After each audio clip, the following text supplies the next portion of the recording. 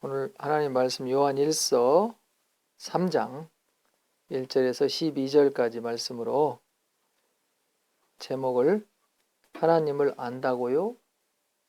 라는 제목을 하나님 말씀 한번 나누어 보겠습니다. 제가 몇 주 전에 여러분들에게 말씀을 드렸는데요. 사도 요한의 시대에 이미 그 헬라의 이원론, 가현설이나 그 영지주의가 만연했다라고 여러분들에게 말씀을 드렸습니다.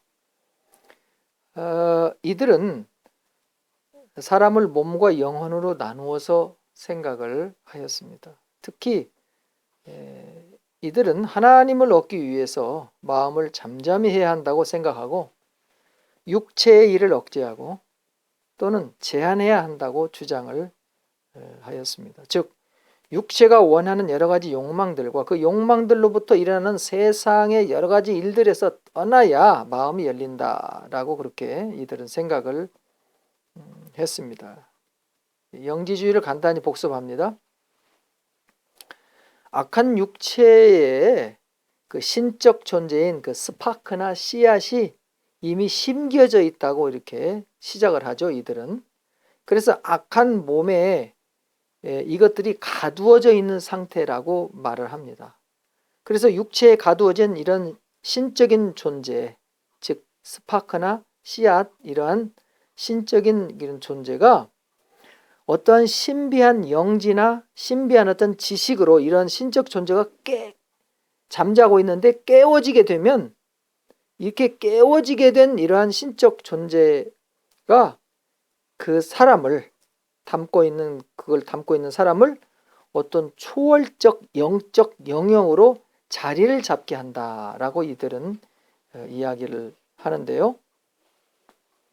이러한 사람들을 영지주의자 또는 알고 있는 자라고 합니다.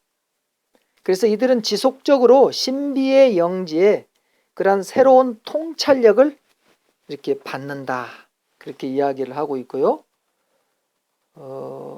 거기에만 이들은 머물러 있지 않고 더 높은 어떤 디멘션, 더 높은 차원을 이해하기 위해서 지금의 그러한 영지를 새롭게 발전시켜 나가야 한다, 이렇게 이야기를 하고, 그래서 궁극적인 목적은 그들이 말하는 그런 어떤 하나님은 어떤 최상의 존재와 연합하는 것, 그래서 하나님으로부터 발산되는 실체를 보게 된다.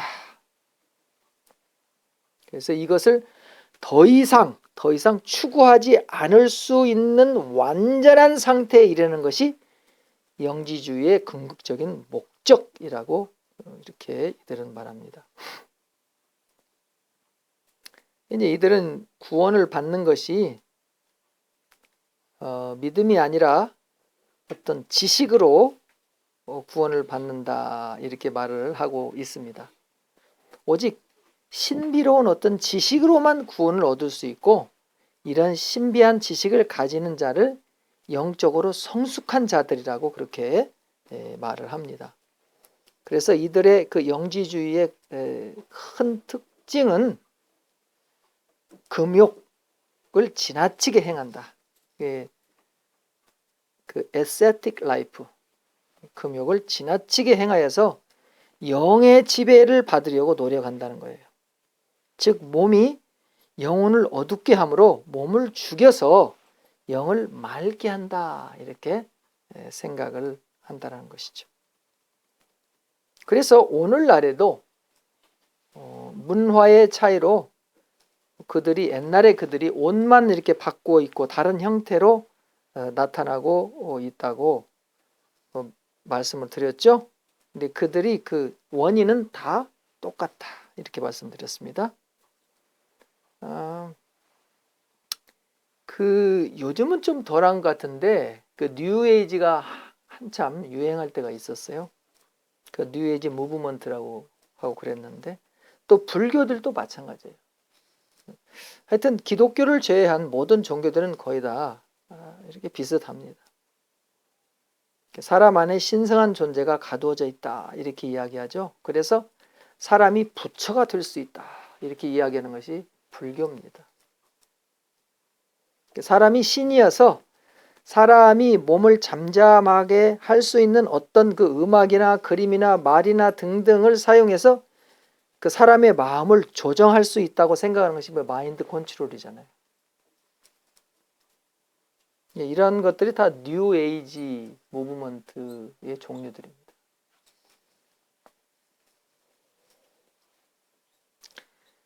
또 한 가지가 뭐냐면요, 이들은 영적으로 우월하고 또는 열등한 존재가 있다는 식으로 그렇게 생각을 합니다. 많은 사람들이 이렇게 생각하죠. 목사는 영적으로 우월하고 평신도들은 영적으로 열등하다. 또는 영적인 어떤 능력자가 있고 또는 없다. 그래서 영적인 능력자한테 가서 영적 능력을 받는다. 또는 영적인 능력자는 병고침도 해서 병고침을 받는다. 이러한 잘못된 신앙들이 오늘날도 너무 많이 있습니다. 그래서 우리는 이러한 그 세상의 이단들을 다 들춰낼 수 없어요. 시간도 부족하고 다 알지도 못합니다. 너무 많아서. 그래서 우리가 할 수 있는 건 뭡니까? 제대로 된 하나님을 안다면, 그렇죠? 오늘날 이렇게 비슷하게 생긴 이단들을 피할 수가 있습니다. 그리고 바로 그 하나님을 말함으로 세상에 하나님의 영광을 받게 하시는 것이죠. 그래서 오늘 본문에서 사도 요한이 바로 이러한 목적으로 쓰고 있다고 생각을 합니다. 그 증거 구절은 1절과 10절에 있다고 봤어요. 1절에 보면은 어떤 사랑을 우리에게 주셨는지 알라라고 이렇게 쓰고 있어요.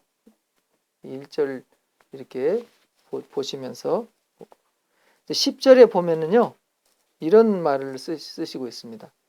하나님의 자녀들과 거짓 비방자의 자녀들이 분명하게 나타난다. 이렇게. 그렇죠? 자, 그러면 이렇게 요것을 사도 요한이 오늘 본문에서 이야기한 것을 한 3가지 정도로 여러분들에게 함께 이야기를 나눔으로써 그걸 한번 알아보려고 하는데요. 첫 번째는 그가 나타나시면 그가 깨끗하게 하신 것처럼 우리도 깨끗하게 된다고 합니다라는 것입니다. 그 다음에 두 번째는 이것을 설명하시면서 깨끗하게 하는 것을 설명하시면서 죄와 의를 사용해서 말하고 계세요. 그리고 세 번째는 마지막으로 가인과 아벨의 이야기를 예를 들고 마칩니다. 그래서 오늘은 그렇게 말씀을 한번 이어보려고 합니다. 1절에서는 하나님의 자녀는 그리스도로 말미암아 하나님을 안다. 곧 뭐예요? 하나님의 사랑을 안다라고 말하고 있습니다. 2절을 보세요. 2절에서 우리가 안다는 것은 그리스도가 우리에게 명백하게 나타나게 될 때 그가 계신 그대로 그를 보게 될 것이기 때문에 이 보게는 호라오입니다. 영적인 깨달아 아는 거, 실제로 아는 거. 보게 될 것이기 때문에 우리도 그와 같을 것을 압니다. 여기서 무엇이 그리스도와 같다는 말일까요? 바로 3절에 보면 주를 향하여 이런 소망을 가진 자는 모두 주가 깨끗게 하신 같이 자기를 깨끗게 합니다. 바로 이 깨끗게 한다는 말은 죄에서 깨끗함을 받는 자라는 말이죠. 그래서 4절에 보면은 죄를 짓는 자는 모두 불법을 행하고 죄는 불법입니다라고 쓰고 있어요. 그래서 바로 깨끗함과 죄로 바로 넘어가고 있어요. 이 죄를 깨끗게 하시려고 그리스도가 명백하게 나타나게 된 것입니다 라고 말하는 게 5절에 보세요. 5절, 여러분의 죄를 치워버리기 위해서 그가 명백하게 나타나게 된 것을 압니다 라고 쓰고 있죠. 그리스도 안에 머물러 있는 자는 죄에서 깨끗함을 받게 됩니다. 곧 죄를 짓지 않는 자이죠. 반대로 죄를 짓는 자는 그를 알지도 못합니다. 6절 보세요. 그분 안에 머물러 있는 자는 모두 죄를 짓지 않습니다. 죄를 짓는 자는 모두 그를 보지 못하고 그를 알지도 못합니다. 자, 이제 한번 설명합니다. 모든 사람은 죄인입니다. 그런데 사람에게 그리스도가 나타나십니다. 이미 여러분들에게 설명을 여러 차례 드렸는데 헬라어의 화네로가 명확하게 나타나다라는 뜻입니다. 자, 어떻게 명확하게 나타나죠? 그리스도가 어떻게 명확하게 나타납니까? 그리스도가 명확하게 나타난다는 것을 우리가 알려면 그리스도라는 뜻이 무엇인지 알아야 되죠? 그리스도라는 뜻이 뭐예요? 구원자. 그렇죠? 그러면 그리스도는 세상을 구원하는 자이잖아요.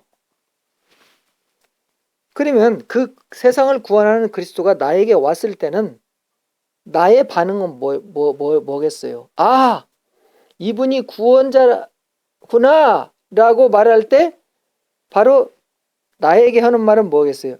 아, 나는 죄인이구나 라는 것이잖아요. 반대로 말하겠습니다. 내가 죄인이 아니면 내 앞에 나타난 자가 구원자가 아닌 것이 되죠. 그래서 예수님이 이렇게 말씀하시잖아요. 복음서에서 내가 의인을 부르러 온 것이 아니요 죄인을 부르러 왔다.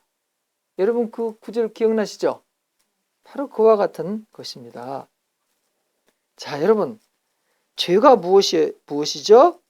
목표에서 벗어난 것. 그렇죠? 즉 하나님에게서 벗어난 것이 죄라고 그랬어요. 죄인은 그러면 뭐겠어요? 하나님에게서 떠난 자가 죄인이겠죠? 즉 스스로가 하나님이 된 자입니다. 이런 자의 특징은 자기 외에, 즉 주변의 모든 것을 자기를 위해서 존재한다라고 생각하고 이것들을 자기를 위해서 사용하는 자들, 이들은 하나님도 자기를 위해서 사용하는 자들이라고 그랬어요. 이런 자들은 교회에 참 많이 있습니다. 그런데 이들은 자기가 죄인인지를 모릅니다. 그리스도의 말씀이 전해질 때에 자기가 하나님을 떠나서 살고 있음을 깨닫는 자가 있어요. 이들이 바로 자신이 죄인임을 아는 자인 거예요. 즉 그리스도의 말씀을 듣게 될 때 사람에게 마음의 법이 생기게 되고 마음의 법은 사람 안에 죄의 법을 알게 합니다. 그래서 이 사람은 자신이 죄의 법으로 살지 않고 마음의 법으로 살려고 시도를 하죠. 그런데 이 사람은 자신의 죄의 법이 마음의 법을 이기고 계속 죄를 행하는 자신을 발견합니다. 그리고는 이 사람은 통곡을 하죠. 그때 어떻게 통곡한다고 그랬어요? 이 사망의 몸에서 누가 나를 건져낼까? 오라, 나는 공고한 자로다. 자, 조금 더 말하면 이 사람은 자기가 선하게 착하게 살려고 하는데 이것이 결국 하나님을 위해서 사는 게 아니라 자기를 위해서 사는 것이라는 것을 알게 돼서 세상 안에서 사는 삶이 다 사람을 위해서 사는 죄인의 삶임을 깨닫고 누구도 자기를 도와줄 수 없음을 알고 통곡한다는 거예요. 이러한 통곡이 하나님이 하게 하시는 근심이라고 말합니다. 이렇게 죄로 말미암은 근심을 깨끗하게 나타내었다고 하는 절이 있는데 고린도후서 7장 11절이에요. 제가 읽어 올리겠습니다. 보라, 하나님의 뜻대로 하게 한 이 근심이 너희로 얼마나 간절하게 하며 얼마나 변명하게 하며 얼마나 분하게 하며 얼마나 두렵게 하며 얼마나 사모하게 하며 얼마나 열심 있게 하며 얼마나 벌하게 하였는가. 너희가 이 일에 대하여 1절 너희 자신의 깨끗함을 나타내었느니라. 이 말씀을 한번 이야기를 해보려 합니다. 사람이 사람 속에서 근심이라는 것을 여기서 그 사람 속에 나타나는 근심을 여러 가지로 지금 말씀을 하고 계세요. 자, 첫 번째 뭐죠? 간절하게 하며, 얼마나 간절하게 하며, 이 간절하게 한다는 말은 막 서두르다 그 말이고요. 막 진심으로 갈망해서 막 서두른다는 말이 간절하게 한다 그 말인데, 바로 죄인이 되지 않기를 갈망하여 어서 서두르는 그런 간절함. 또 변명하게 한다는 말이 있어요. 이 말의 뜻이 뭐냐면 무죄임을 변명하다 이 말이에요. 자신이 죄인이 아닙니다 라고 변명하고 싶다는 그런 말. 그것 때문에 근심. 그 다음에 분하게 하며, 자신이 죄인이 되었다는 것이 화가 나고 몹시 괴로워하는 마음. 분하게. 얼마나 두렵게 하는가. 하나님을 떠나면 죽음인데 그 두려움이 어떨까. 그 다음에 사모하게 하며, 이건 뭐냐면 죄에서 나가기를 열렬히 소원하는 마음이에요. 그 다음에 열심 있게 하며, 이거 젤로스입니다. 헬라어로. 뭘 열심 있게 해요? 죄에서 나가기를 열렬히 소원하여 이것을 이루려는 열심 때문에 나타나는 그런 근심, 그렇죠? 벌하게 하며, 이거 에크다 캐시스인데 변호하다, 복수하다, 자기가 죄인이 아니라는 것을 어떻게 변호할지, 내가 그걸 어떻게 보여주지 하는 그런 마음, 이게 바로 벌하게 한다. 이렇게 사람이 죄인임을 깨달았을 때 그 근심하는 그 근심 있죠? 이런 근심을 이렇게 몇 가지로 이렇게 설명을 하고 계세요. 그래서 이러한 마음들을 통틀어서 하나님이 주시는 근심이라고 그렇게 이야기를 하고 있습니다. 곧 이것이 뭐요? 그리스도의 말씀이 사람에게 왔을 때 사람이 두 마음 사이에서 일어나는 그런 근심. 이 근심은 자신이 죄인이 되지 않으리라는 그런 근심이겠죠. 그래서 바로 이것이 욕심이에요. 왜 그럴까요? 자, 모든 사람은 다 죄인이기 때문에 그런데요. 자, 이 욕심, 이 탐욕이라는 이 뜻은 그 더 가지려고 하는 것이 욕심이에요. 지금 내가 가지고 있는 것보다 더 가지려는 게 욕심. 그러면 이게 왜 탐욕이냐면은, 사람은 가지고 있는 게 뭐예요? 죄잖아요, 죄. 그렇죠? 모든 사람은 다 죄 가지고 있어요. 그런데 죄 없음을 더 가지려고 하는 것이기 때문에 이것은 탐욕이라는 거예요. 그래서 이 말을 에피뚜미아, 바로 이 말이 에피툼이에요. 그래서 이러한 근심을 깨끗하게 되었다는 말은 에피투미아로 잉태된 죄가 그리스도로 말미암아 완전하게 되었다는 그런 말이에요. 죄가 죽었다는 말입니다. 곧 뭐예요? 죄가 죽었다는 말은 근심이 사라졌다는 말이잖아요. 근심이 사라지면 뭐예요? 사람에게 평강이 오는 것이죠. 에이레네.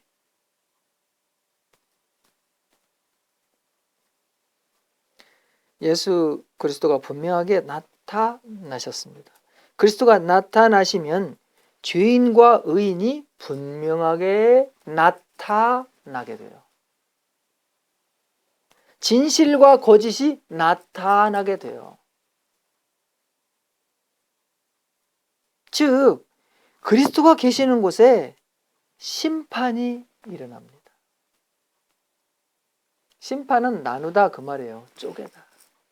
분리. 둘로 쪼개어지게 되는 거예요. 세상은 둘로 쪼개지지 않은 것처럼 보입니다. 그러나 그리스도가 오시면 쪼개어집니다. 이것이 창조이고 이게 심판이에요. 먼저 모든 사람의 마음이 쪼개어지죠. 모든 사람은 그를 알지 못합니다. 그리스도가 오실 때 그를 아는 자와 그를 모르는 자가 생겨나는 것이죠. 자, 여러분 8절 보세요. 8절 꼭 말씀드려야 하는데, 죄를 짓는 사람은 마귀에게서 생겨났습니다. 마귀는 처음부터 죄를 짓는 자이기 때문입니다. 하나님의 아들이 나타나신 목적은 마귀의 일을 멸하시려는 것입니다. 라고 쓰고 있습니다. 여러분, 마귀에 대해서 여러분들에게 많이 말씀드렸어요. 이 마귀는 헬라어로 디아블로스입니다. 이 디아블로스의 뜻은 비방자, 거짓되이 비난하는 그 말입니다. 곧 뭐라고 말씀드렸죠? 진리를 알지 못하여서 자기 말을 하는 자가 마귀라고 예수님이 복음서에서 말씀하셨어요. 자기 말을 하는 자. 다시 말씀드리면 하나님의 말을 하지 않고 자기 말을 하는 자가 마귀예요. 그러면 뭐예요? 마귀는 사람들이 다 마귀예요. 모든 사람들은 자기가 죄인이 아니라고 합니다. 마귀가 아니라고 합니다. 그래서 그들은 하나님을 알지 못하는 자입니다. 하나님을 알지 못하는 자는 진리를 알지 못함으로 마귀예요. 반대로 마귀인 사람이 그리스도의 말씀을 듣고 내가 죄인이고 마귀입니다 라고 고백하면 이 자가 하나님을 아는 자이고 진리를 아는 자이어서 마귀가 아닌 자인 거예요.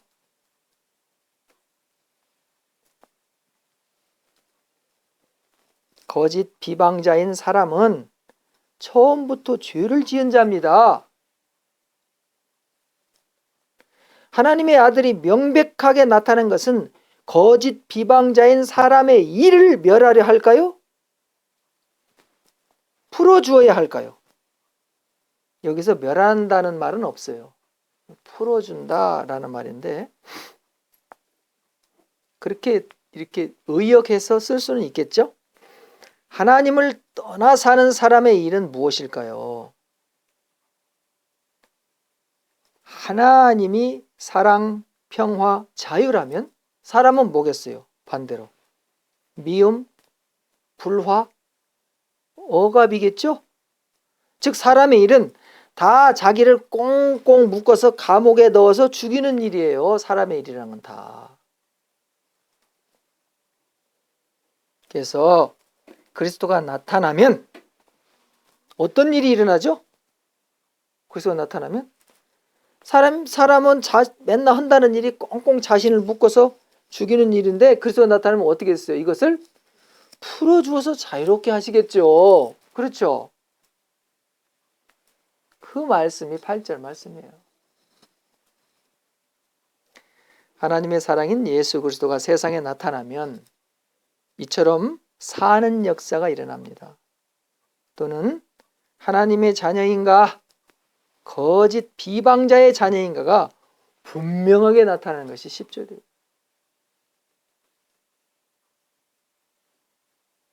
자, 여기까지 여러분 이런 말씀을 들었을 때 여러분들 이런 생각이 들 수도 있어요.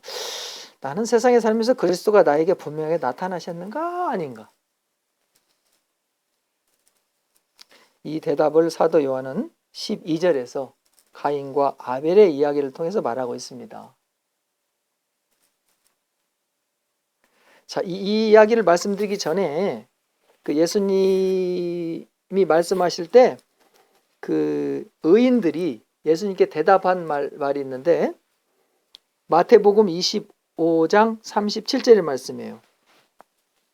의인이라는 그룹에 있는 사람들이 예수님에게 이렇게 대답을 합니다.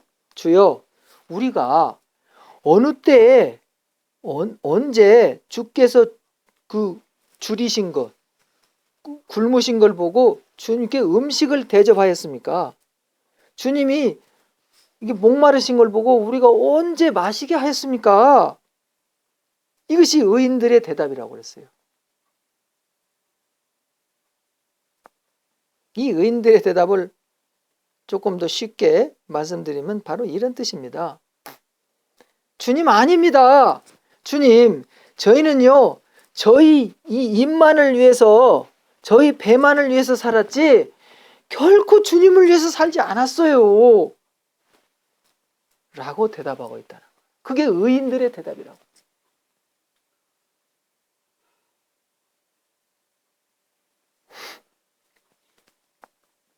어떻습니까?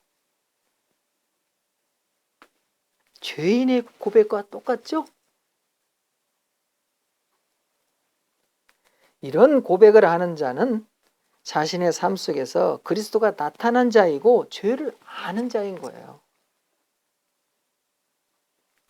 자, 요 의인의 고백을 잘 생각하고 계시고요. 자, 히브리서 11장 4절에 그 믿음장이잖아요.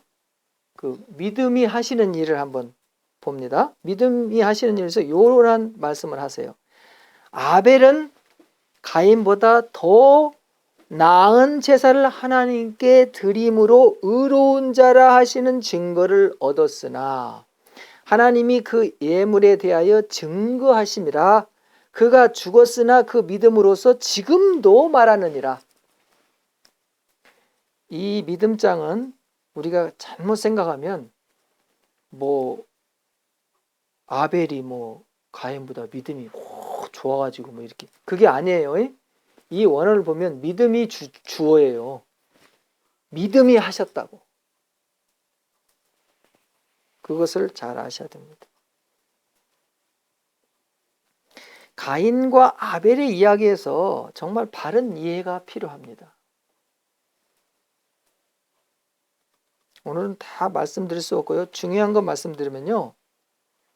우리가 바로 전에 알아본 의인의 고백, 이 의인의 고백은 사람의 마음이잖아요. 하나님과 사람의 관계는 보이는 어떤 모양이나 형식에서 일어나지 않습니다. 항상 마음에서 일어나는 것이죠. 즉, 가인과 아벨의 제사라는 어떤 모양과 형식에 있지 않아요. 가인의 제사나 아벨의 제사의 모양과 형식은 다 똑같아요. 그 모양과 형식은 똑같다고. 그러면 분명히 다른 것이 있다고 그랬죠? 뭐가 달랐겠어요? 가인과 아벨의 마음이 달랐다.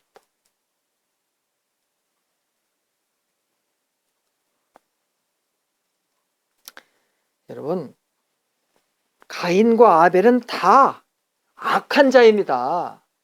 사람이기 때문에. 그러나 그리스도가 오실 때 가인은 그리스도를 알지 못하였어요. 그러나 아벨은 알았어요.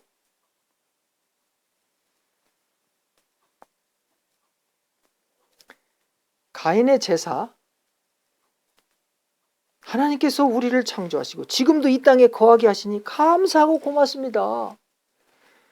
그래서 하나님께 제사를 드리는 것이 가인의 제사예요. 아벨의 제사는 하나님이 이 세상을 살게 하시는데 하나님을 위해서 사는 게 하나도 없고 진짜 전적으로 자기만을 위해서 살고 있네. 자기가 잘 살기 위해서 하나님도 사용하고 있네. 그러한 자신의 모습을 발견받은 거예요. 그러니까 자기 자신이 죄인임을 깨닫고 나는 죽은 자이구나.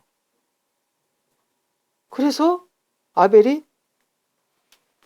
내 죽음 대신에 양의 생명을 가져갔어서 하는 마음으로 어린 양을 잡아서 그 어린 양의 기름을 부어 하나님께 드린 거 아니에요.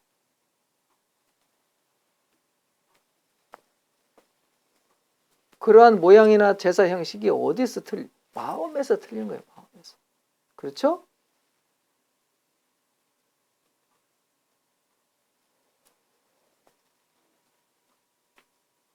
오늘 여러분에게 누구에는 하나님이 오시고 누구에는 하나님이 오시지 않는다는 말을 말씀드릴 수는 없어요. 이것은 하나님의 주권, 뜻이기 때문에 그래요.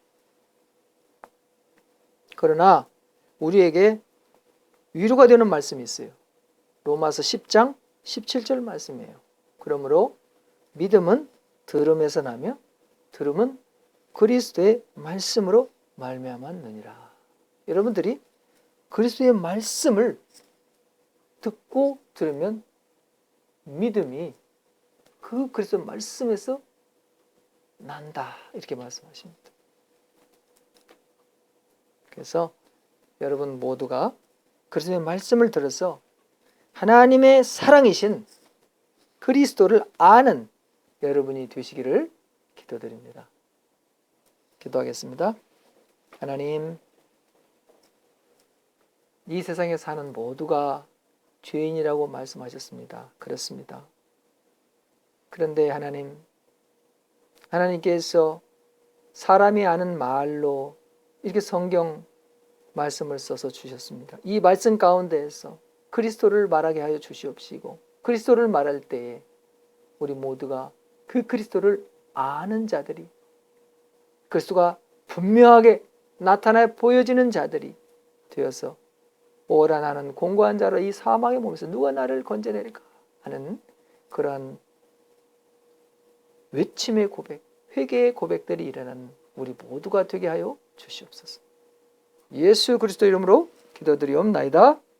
아멘.